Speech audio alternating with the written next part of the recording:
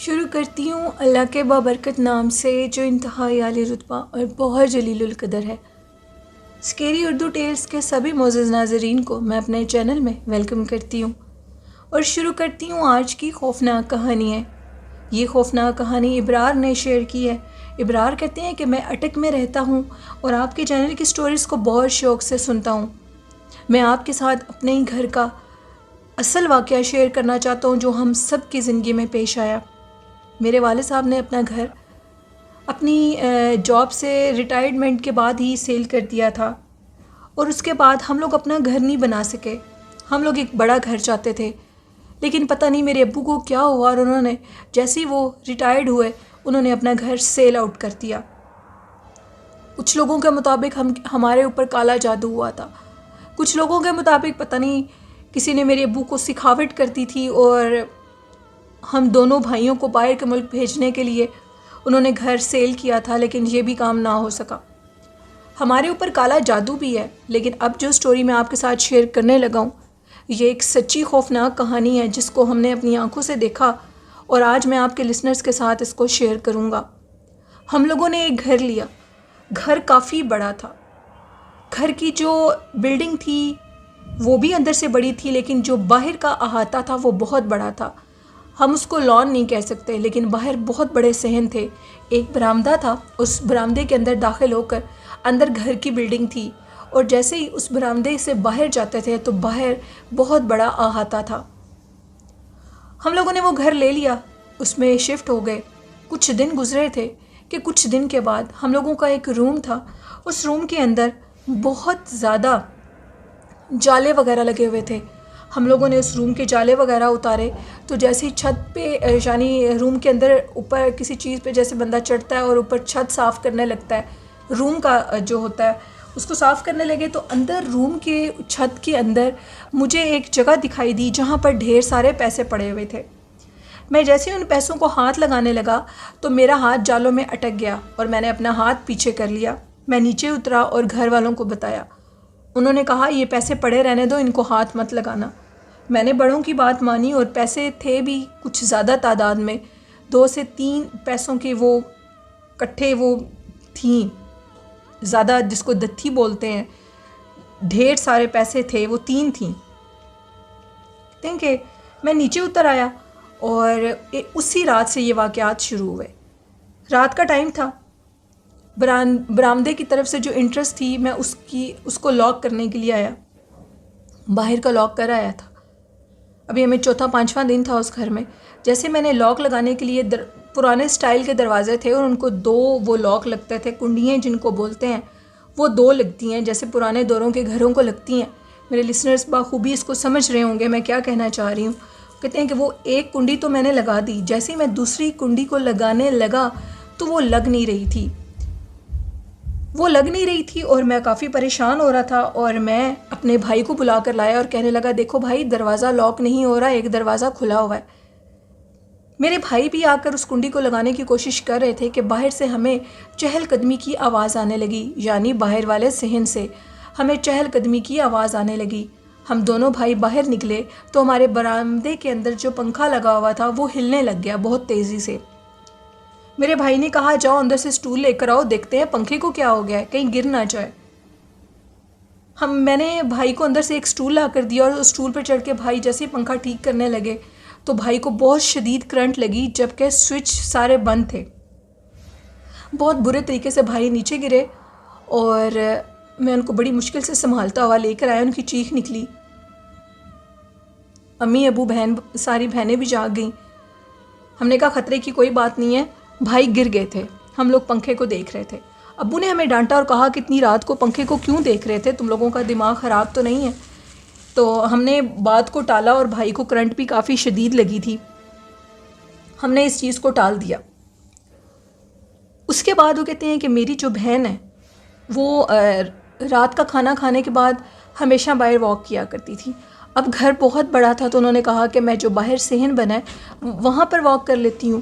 میری بہن کہتی ہے کہ جیسے میں وہاں پر واک کرنے لگی تو میں نے کیا دیکھا کہ ایک عورت ہے جو کہ کالے سیاہ لباس میں ہے اور اس کی آنکھوں کے نیچے اتنے گہرے حلقے ہیں، اس کے بال کھلے ہوئے ہیں اور وہ صحن باہر کے دروازے جو کہ کھلا ہوا تھا میں کہیں گھر سے باہر ہوں گا، تو باہر کے دروازے سے وہ عورت بھاگتی ہوئی اندر کی طرف آئی ہے اور میں اسے دیکھ کر بھاگ کر برآمدے میں چلی گئی ہوں۔ سردیوں کا موسم تھا، ہم نے برآمدے کے آگے لکڑی کی بنی ہوئی چکس لگائی تھیں جن سے سردی اندر نہیں آتی۔ سردی ان دنوں میں بہت زیادہ ہوتی تھی۔ میری بہن کہتی ہے کہ میں اس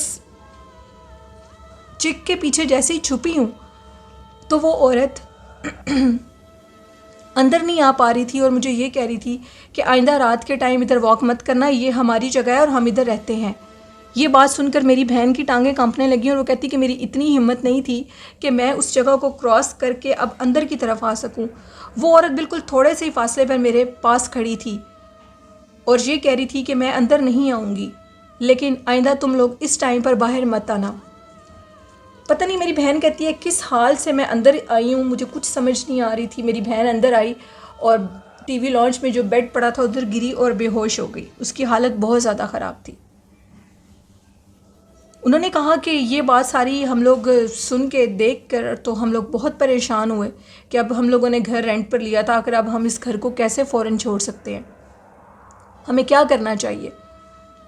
وہ کہتی ہیں کہ ہم لوگ اتنے پریشان تھے، ابرار کہتے ہیں اتنے پریشان تھے نیلم کہ میں آپ کو یہ نہیں بتا سکتا کہ اب یہ واقعات میرے اور بھائی کے ساتھ بھی ہو چکے تھے۔ ہم بہن کی بات کو جھوٹا بھی نہیں سمجھ سکتے تھے، اس کا وہم بھی نہیں سمجھ سکتے تھے، کیونکہ یہ واقعہ تو ہمارے ساتھ بھی ہو چکا تھا۔ پھر ایک دفعہ انتہا ہو گئی اور انتہا اس طرح ہوئی کہ ہم لوگوں کا جو باہر والا صحن تھا ادھر تو واضح طور پہ کوئی چلتا پھرتا تھا۔ جیسے ہی ہم لوگ دروازے بند کر دیتے تھے تو ایسے لگتا تھا کہ جیسے ان کی دنیا شروع ہوگی اور وہ باہر گھوم پھر رہے ہیں۔ ان کی آوازیں آتی تھی باقاعدہ طور پر، وہ باتیں کرتے تھے۔ ہم لوگوں کا پنکھا رات کے ٹائم خود بخود آن ہو جاتا تھا اور چلتا تھا اور ایسے لگتا تھا کہ کوئی نیچے پنکھے کے بیٹھا ہوا ہے۔ یہ سارے واقعات ہم لوگ دیکھ رہے تھے اپنی آنکھوں سے۔ ایک دفعہ حد اس طرح ہوئی کہ آدھی رات کا ٹائم تھا، میرے کچھ دوست آئے ہوئے تھے، آؤٹ آف سٹی وہ رہتے تھے اور مجھے ملنے کے لیے آئے ہوئے تھے۔ انہوں نے اس رات میرے پاس رکنا تھا، تقریباً رات 12 بجے کا ٹائم تھا اور میرے دوستوں کی مجھے کال آئی کہ آج ہم تمہارے پاس رات کو رکیں گے اور صبح ہم لوگوں نے واپس چلے جانا ہے۔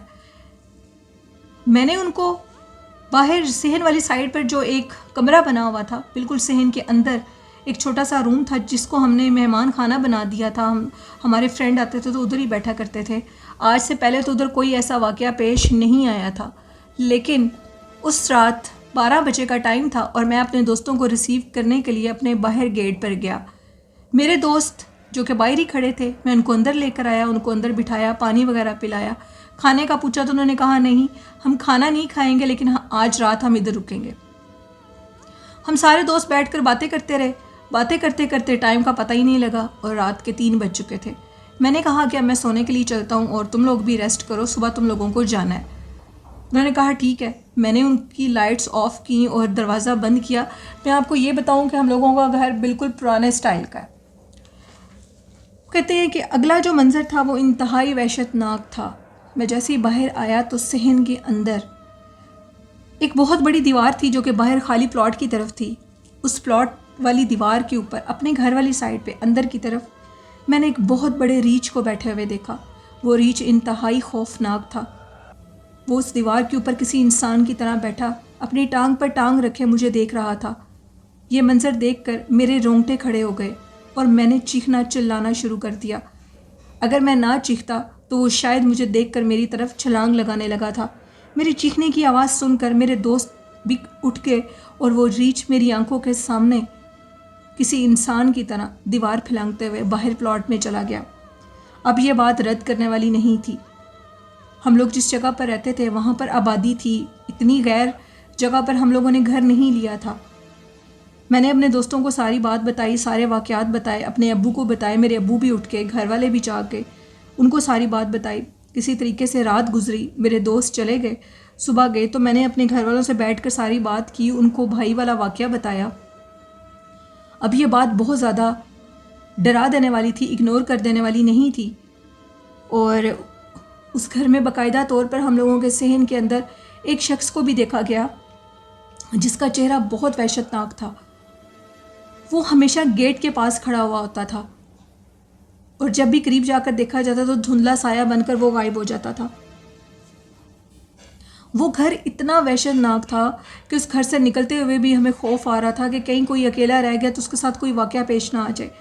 میں آپ لوگوں کو یہ بتانا چاہتا ہوں کہ جب میں نے آدھی رات کے ٹائم سردیوں کے موسم میں ہم لوگوں کے صحن کے اندر ایک لائٹ جل رہی ہوتی تھی، کیونکہ صحن بہت بڑا تھا، وہ گھر تھا کوئی 1 کنال کا، جو اندر والی بلڈنگ تھی وہ تھوڑی چھوٹی تھی اور باہر صحن بہت بڑا تھا۔